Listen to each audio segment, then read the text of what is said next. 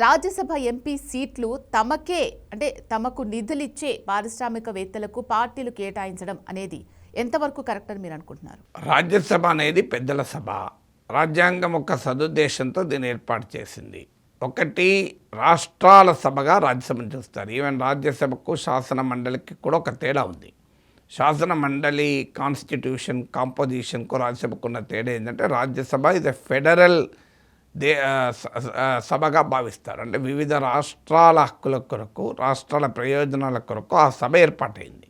దాంతోపాటు మీకు దిగువ సభ, లోయర్ హౌస్, అది అసెంబ్లీ అయినా లోక్సభ అయినా రాజకీయంగా డివైడ్ అయి ఉంటుంది కనుక, రాజ్యసభలో శాసన మండలిలో వివిధ రంగాల నిష్ణాతులుండి సాధారణంగా ఈ రోజున ఎన్నికల వ్యవస్థలో ప్రత్యక్ష ఎన్నికల్లో గెలవగలిగే అవకాశం లేని వారు అయినా వారు పార్లమెంటరీ ప్రాసెస్కు దోహదం చేస్తారు కనుక వాళ్ళని రాజ్యసభకు పంపించి అక్కడ లోక్సభలో జరిగేటువంటి చర్చల్ని, బిల్లుల్ని మరింత నిశితంగా పరిశీలించి లోతుపాతుల్ని చూసి దిగువ సభకు, లోయర్ హౌస్ లోక్సభకు సలహా ఇవ్వటానికి రాజ్యసభ ఉంది.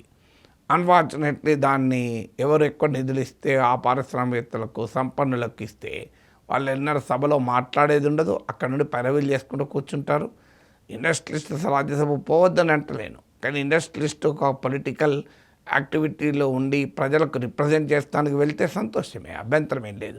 కానీ చాలామంది ఇండస్ట్రియలిస్టులు అసలు సభలో ఒక్కరోజు కూడా మాట్లాడరు. ఎందుకంటే గవర్నమెంట్ను ప్రశ్నించే ధైర్యం చేయలేరు. ఎందుకంటే వాళ్ళ బిజినెస్ ఇంట్రెస్ట్లు ఉంటాయి కనుక.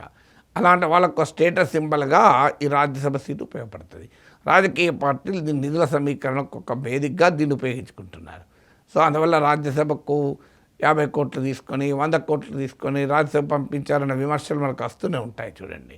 సో ఆ రకమైన విమర్శలకు కారణం ఏంటంటే, రాజకీయ పార్టీలు రాజ్యసభ సీట్లను వేలం పాట పాడుతున్నంత పరిస్థితి ఉంది. సో వాళ్ళ పార్టీలోనే రకరకాల రూపాల్లో పార్టీకి సాయం చేసిన వాళ్ళు రాజ్యసభ పంపచ్చు, తప్పలేదు. ఇప్పుడు రాజకీయ పార్టీ పనిచేయాలంటే కేవలం జెండా పట్టుకున్న కార్యకర్తలే కాదు, ఆ జెండాల సమకూర్చిన పారిశ్రామికవేత్తలు కూడా ఉంటారు, నిధుల సమకూర్చు.